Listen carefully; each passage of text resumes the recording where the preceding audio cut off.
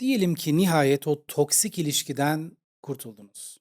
Tüm kapıları kapattınız. Her yerden engellediniz. Ortak arkadaşlarınıza bir daha asla diye yeminler ettiniz. Hatta belki özgürlüğünüzü ilan eden küçük, sessiz bir kutlama bile yaptınız. Ama sonra haftalar, aylar, hatta yıllar sonra bir bildirim, bir mesaj. Belki de hiç karşılaşma ihtimalinizin bile olmadığı bir yerde ansızın onunla göz göze geldiniz. Ve işte o anda tüm o dikkatle inşa ettiğiniz duvarlar sallanmaya başladı. Peki bu nasıl oluyor? Neden her seferinde geri geliyor? Ve daha da önemlisi, neden biz derinlerde bir yerde onların tekrar geleceklerine zaten inanıyoruz? Ben Mustafa Çay. Bugün narsistlerin o meşhur geri dönüş stratejilerini konuşacağız. Ama bunu yaparken sadece taktiklerini listelemekle kalmayacağız ve şunu fark edeceğiz. Bu geri dönüşler aslında sizinle ilgili değil, onlarla ilgili. Ve bu farkı anlamak sizi özgür kılacak tek şey olacak. O halde başlayalım. Eski denizciler uzun seferler sırasında bazen ufukta hayalet gemiler görürlermiş. Batmış, yok olmuş ama bir şekilde hala sularda başıboş dolaşan, hiç beklenmedik anlarda ortaya çıkan gemiler. Bu gemiler gerçek miydi? Aslında hayır. Ama çoğu yorgun zihinlerin ve sis perdelerinin yarattığı birer optik yanılsamaydı, hayaldi. Fakat korku gerçekti. Çünkü onların geri gelebileceği ihtimali bu denizcilerin zihnine kazınmıştı. İşte narsisistik bir ilişkiden kurtulmak da böyledir. Siz o geminin battığını düşünür ve nihayet rahat bir nefes alırsınız. Ama derinlerde bir yerde bilirsiniz ki o gemi bir gün yeniden ufukta belirecek. Peki neden bu kadar eminiz? Çünkü narsistler terk etmeyi bilmez. Onlar için bir ilişki bitmez. Sadece ara verilir. Sizinle olan bağ onlar için bir mülkiyettir. Bir ego besleme kaynağıdır ve narsisistik kişilik yapısının en temel kurallarından biri şudur. Kaynak tükenmez, sadece rafa kaldırılır. Siz onun için rafta bekleyen bir konserve kutusu gibisiniz. Üzgünüm ama böyle. İhtiyaç duyulduğunda açılacağı bir yedek parça. Ve işte tam da bu noktada onların meşhur taktikleri devreye giriyor. Birinci taktik hayalet dokunuşudur. Gece yarısı bir mesaj gelir. Bugün seni düşündüm. O kadar. Hiçbir açıklama, hiçbir talep, hiçbir soru yok. Sadece kısacık bir cümle ve bu cümle öylece havada asılı kalır. Size hafifçe dokunup ortadan kaybolmuş gibidir. Sizi rahatsız eder ama saldırmaz da. Ne cevap verirsiniz ne de görmezden gelebilirsiniz. Çünkü zihniniz çoktan o mesajın peşine düşmüştür bile. Neden şimdi durup dururken beni düşünüyor? Pişman mı oldu acaba?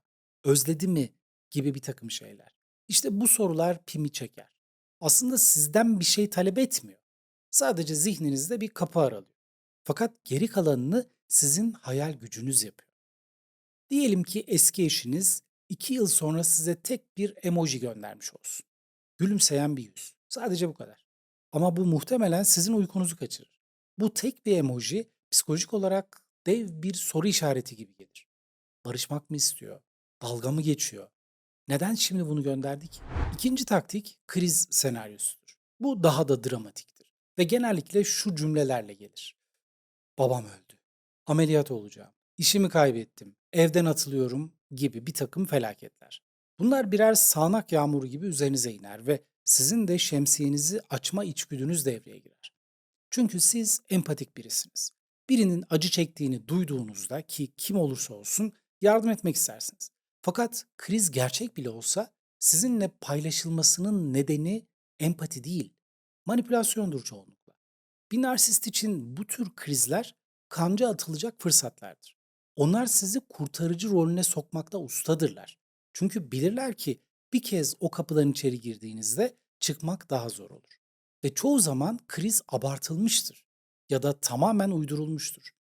Ameliyat sadece bir diş çekimidir. Babanın ölümü aslında uzak bir akrabanın vefatıdır. Ama siz öğrendiğinizde zaten çok geç olmuştur. Duygusal olarak yeniden kancalanmışsınızdır. Üçüncü taktik en acı verenlerden biri. Sosyal medyada eskiden birlikte çektiğiniz bir fotoğrafı paylaşıp altına da nostaljik bir yazı yazabilir. Hayatımın en güzel günleri. Ya da size özel, anlamlı bir şarkıyı paylaşabilir.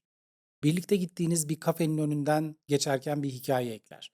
Buna altın çağ galerisi diyebiliriz. Çünkü Narsist ilişkinizin en parlak, en mutlu anlarını ki bunlar da çoğu zaman sadece birkaç sahnedir, sizin önünüze bir galeri gibi serer. Ve sanki der ki, bak her şey ne kadar da güzeldi. Neden bunu tekrar yaşamıyoruz ki? Fakat bu sinematografide kullanılan bir aldatmacadır. Filmlerde buna selective editing derler. Sadece güzel sahneleri gösterir, kötü sahneleri kesersiniz. İzleyici filme bayılır. Narsist de aynısını yapar. Size sadece romantik bir yemek sahnesini gösterir ama hemen ardından gelen bağırıp çağırma gibi bir takım sahneleri göstermez. Size sadece gülümsemeler sahnesini sunar fakat gözyaşları sahnesini saklar. Ve siz de o güzel sahnelere bakarken gerçeği unutursunuz. Çünkü hafıza sinsidir. Güzel olanı hatırlamak, acıyı hatırlamaktan çok daha kolaydır. Dördüncü taktik belki de en tehlikeli olanıdır. Terapiye başladım. Artık her şeyi anlıyorum. Yaptığım bütün hataları gördüm. Sen haklıydın. Ben gerçekten de sana büyük bir haksızlık ettim ama şimdi değiştim. Bu cümleler kulağa hoş bir melodi gibi gelir. Çünkü siz zaten onda o potansiyeli görmüştünüz zamanında. Onun en iyi versiyonunu hayal etmiştiniz. Ve şimdi o size diyor ki, işte senin hayal ettiğin versiyonum ve bu gerçek. Ve bu halimle geldim sana. Fakat acı gerçek şu ki, narsistler kolay kolay değişmez. Sadece kostüm değiştirirler. Terapiye gitmiş olabilir ama terapide bile muhtemelen sizden şikayet etmiştir. Birkaç ay içinde değiştim diyen biri aslında size yalnızca yeni bir performans sunuyordur çoğunlukla. Tiyatronun yeni perdesini açmıştır ama oyun aynıdır. Bazen narsist size doğrudan kendisi gelmez. Çünkü bilir ki sizin kapılarınız kilitlidir. O yüzden ortak arkadaşlarınızı, aile üyelerinizi, hatta evcil hayvanınızı bile kullanabilir. Candan Erçetin'in o güzel şarkısının sözlerinde olduğu gibi "Ben seni özlemedim, kedi özledi." der. Bu psikolojik savaşta proxy warfare diye bilinen bir taktiktir. Düşmanla doğrudan savaşmazsınız. Etrafındaki toprakları kuşatırsınız. Ortak çevrenizi sizin empati duvarınızı delmek için kullanır. Ve çoğu zaman o arkadaşlar masumiyet niyetiyle gelirler. İnsanlar değişebilir. Belki ikinize de bir şans daha verebilirsin gibi. Fakat onlar bilmez ki narsist o arkadaşa da ayrı bir hikaye anlatmıştır.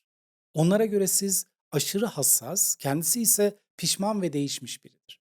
Sizi tekrar görme çabası aşktan değil, kontrolü yeniden ele geçirmekten kaynaklanır. Peki ama o kadar çok şey yaşamışken ve her şey bitmişken bir insan neden geri döner?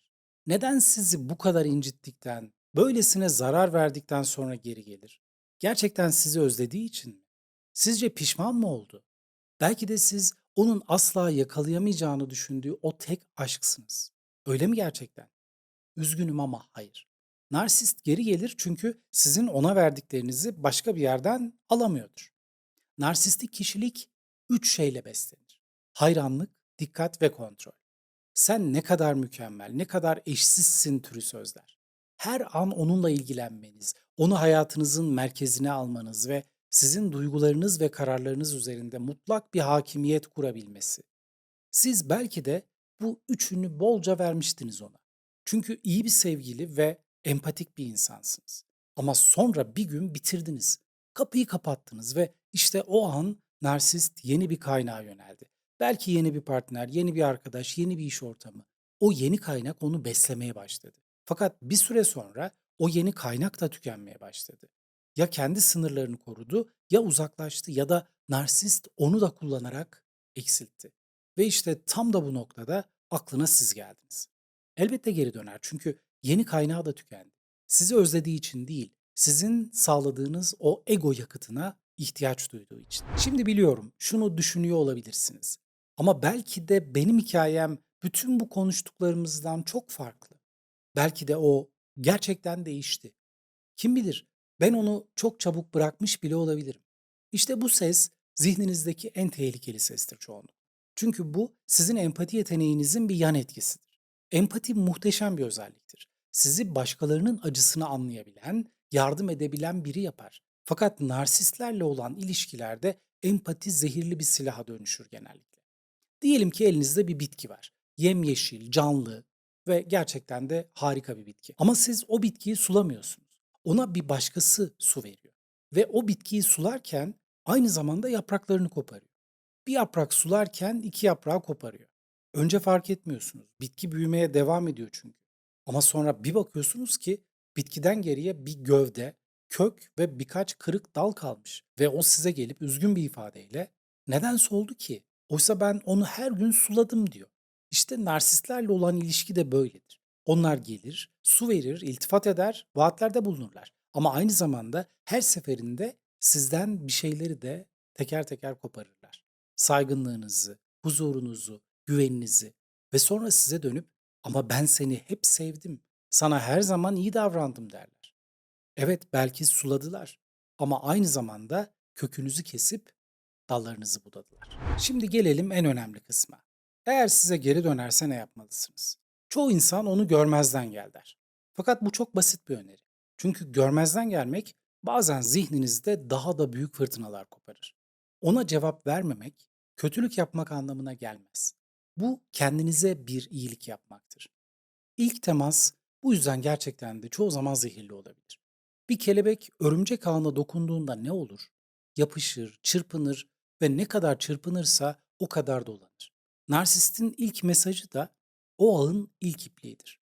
Eğer dokunursanız yani cevap verirseniz ağa dolanmaya başlarsınız. O yüzden en iyi strateji hiç dokunmamaktır. Mesajı gördüğünüzde hissedin, üzülün, kızın, merak edin ama bunlar gayet normal tepkilerdir. Cevap vermeyin. Çünkü cevap vermek narsiste ihtiyaç duyduğu tek şey verir. Sizin hala orada olduğunuzu bilmek. Eğer mesaj geldiyse onu arşivleyin.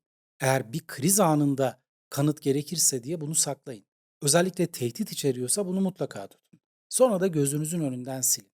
Sosyal medyada onu sessize alın ya da durum ciddiyse engelleyin. Ama bazı durumlarda sadece engellemek de yetmeyebilir. Bazı ortak arkadaşlarınızın da listeden çıkması gerekebilir.